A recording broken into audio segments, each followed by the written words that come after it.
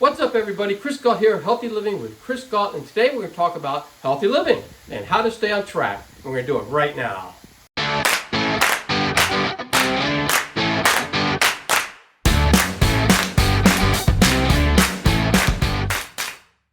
Alright, and make sure you watch the full video, because that way you'll get all the tips. They all kind of tie in together, and that way you'll get the full benefit from it, and you can actually start to make changes. And then make sure you take action, because remember Newton's law that a body at rest stays in rest, and a body in motion stays in motion unless a force is acted upon them. And what that basically means is either you're not going anywhere or you might be going in the wrong direction. The only way you're going to change that is if you make some change in your life. It's just not going to happen automatically. You can believe in manifestation, and you can do all this kind of stuff, but unless you actually take action, none of that stuff is going to work. So make sure you take action. So the first tip is mindset is the key, and I go over this all the time. Mindset, mindset, mindset. You got to find out what motivates you towards a certain goal. Like, what is your why is another way of saying it you might have heard of. And that is like, do you want to lose weight? Do you want to get in shape? Do you want to be more disease resistant? Do you want to be able to go on hikes? Then it's going to be easier, or other physical tasks are going to be easier to do than what they are now. Do you want to have a longer life? Whatever your why is, then you want to pick that, and then you want to go a little deeper. Like, why do you want to have a longer life? And maybe it's because you want to make sure that you're there for your kids or your grandkids or for your family members or your friends. So if you do that, then you'll have a better why, a much stronger why, and you're going to say, okay, now I know why I'm going after this goal. And then what you want to do is you want to write that down on some sticky notes, and you want to stick those things in certain places around your house so that you see them. So for instance, if you put one on the refrigerator and one on the pantry door, and your goal is to lose weight because you want to be around for your kids or your grandkids, then when you walk up to that refrigerator or that pantry and you want to reach for something that you shouldn't be reaching for, you'll see that note and it's going to tell you your why, and you're going to say, oh yeah, right, I'm not going to do that. So make sure you do that, and then also you can put them all over the place. I have them sticking around, and that way I know, oh okay, this is why I'm doing this, because I have a strong why. The next one is to go easy on yourself. So we all can set up a plan, and you want it to be a challenging plan. You don't want it to be so challenging that there's no way you can hit it, but you don't want it to be easy either. So you want to set up a challenging plan, and then what you want to do is you want to go after it. But if you fall off the plan, like let's say one day you finally ignored that sticker and you grab those chips out of the pantry, it's okay. Just move on from that. You can't go back in time. You just can't. So it's better, just move on. Just know, okay, I made a mistake, but I'm going to move on. It's okay. And don't beat yourself up. And just get back on track, and then get back to that why, and you'll get there. This is a journey. Any goal is a journey, and it's not something that you're going to see in one day or 2 days. It's going to be a while depending on the goal, and it's not always like a graph going this way. Sometimes it's going to be like this. You're going to go up and down, and that's quite okay. That's okay. Don't beat yourself up. So the next tip is time management. So where do you spend your time? And I think a lot of us don't realize where we spend our time. So what I would recommend is track your time, what you do, everything you do in a given day for a whole week.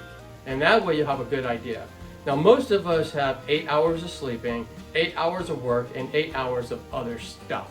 And it's that other stuff area where I think you're going to be amazed at what you do, because most of us are going to think that, okay, well, I'm working all the time during that 8 hours of extra free time, and you're going to find out, oh, I'm actually spending 3 or 4 hours watching TV, or I'm spending a few hours, doing a puzzle that's not going to get me anywhere. What you want to do is you want to make sure that or playing on Facebook or Twitter or something, and you'll find out that you're spending a lot more time on things that you could allocate some of that time. I'm not saying all of it, because we all need some downtime to just relax. I do it too. I do watch TV at times, and I do go on social media, but I also make sure I carve out time that I'm going to use to get me to my goal. Take an example, like you have a full-time job that you don't like, and you want to get rid of that job. And so let's say you find a job on the side. It could be a YouTube channel or a health coach or something. You could spend some time doing that, because eventually your goal is to quit that full-time job you hate and go full-time on the YouTube channel or the health coach thing or whatever it is that you're doing. What you want to do is look at that 8 hours of extra free time And if you're spending 4 hours watching TV, wouldn't it be good to take 3 of those hours and put them into your other job on the side, your side gig? Build that up. Then you might be able to get to the point you can quit that job. If you're spending all that time watching TV though, and you're like ignoring, oh yeah, I'm going to write that novel, but you know, it'll write itself. You know, I'll get there eventually. You're never going to get there. You have to be specific about allocating time out. And you might want to use a calendar. In most of us cell phones have a calendar app. You can block time out, so you can block your time out for work, for sleep. You can actually block in then time for those other 8 hours, and you can put in there 2 hours a day where you're going to write that book or do whatever, work on that YouTube channel, health coaching, whatever it is, and you can build all that in, and then you know, okay, those 2 hours I'm always going to do this. And I guarantee you that if you did it for a week or so, then it starts to become a habit. And if it becomes a habit, then it's a no-brainer. You just do it.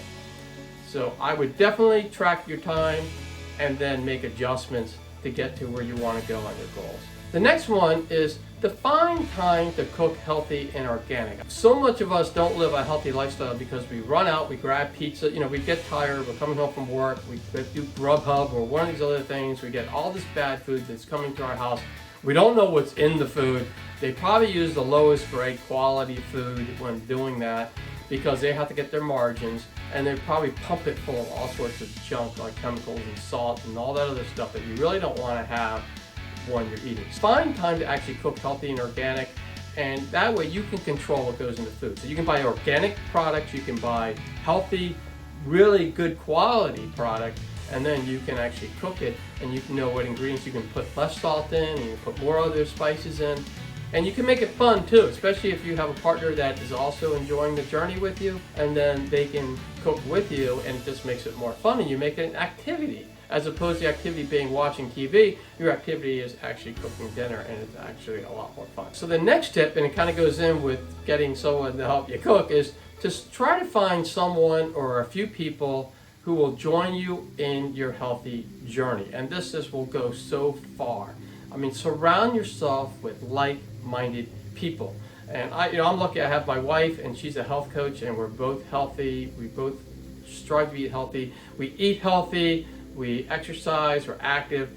We are both vegan now, so now we can actually cook the same dinner. Before I went vegan, and she was a pescatarian, we would always cook different dinners. But now that we're both vegan, we cook the same dinner, and it's more fun to do it that way with someone. But it also keeps you on track. And then also we also run 3 times a week. On those days we don't run, we're working out with weights. We're doing a workout with HIIT and weights, and we are also active most of the time. So we go hiking and we go biking and we do things together, and walking the dog. We're doing things together because we want to live healthier, and it's just so much easier. And there's a saying out there, and I can't remember who said it, but you tend to become a version of the 5 closest people you hang out with. So if those people are all negative and think that life's against them and aren't trying to improve their life and drinking all the time at bars and just hating their life and cracking on people, you're going to become like them. And you may not even know it, but you might be like them right now if that's who you're hanging out with. But if you start to move towards hanging out with people who are, and you might be already doing this, but people who are living a healthy life, who are positive, who are helping others reach their goals, and also reaching towards their goals, and then you're helping each other get to each other's goals, then you're going to be so much better off. You're just going to be so much easier. You're not going to be spending all the time at the bar. You're going to be spending the time in the gym, and your body is going to love you so much more for it, and you can make it so much more fun. So if you're working out with a buddy, I mean, that is so much easier than just going by yourself. And we used to own a running store, my wife and I, and we had these fun runs every Thursday, and we would get somewhere between 60 to 100 people on those Thursdays to show up and just meet each other, be friends. Some people got married from that. Some people became friends for life, but they're all very active and they're very healthy, and it just is a great way to meet people in a very healthy way. That's really all I had for this video, and I'm just curious, are you going to implement any of these changes into your life? And do you have any other comments that you'd like to make? Please put them all in the comments below, because I just love to read those things, and other people like to read them too, and we can all learn from each other. So if you have other tips out there, really, please put them out there. Just make sure that you're respectful and you are helping people you're lifting people up as opposed to bringing them down. So no trashing anybody. Just make sure that we're being very, very positive with the comments, and I will really appreciate that. And if you like the video, make sure you give it a thumbs up, because that way YouTube knows then to push this video out to others so they can benefit from it. And if you haven't already, make sure you subscribe to the channel and ring that bell notification, and that way you'll be notified every time I put out a healthy living video.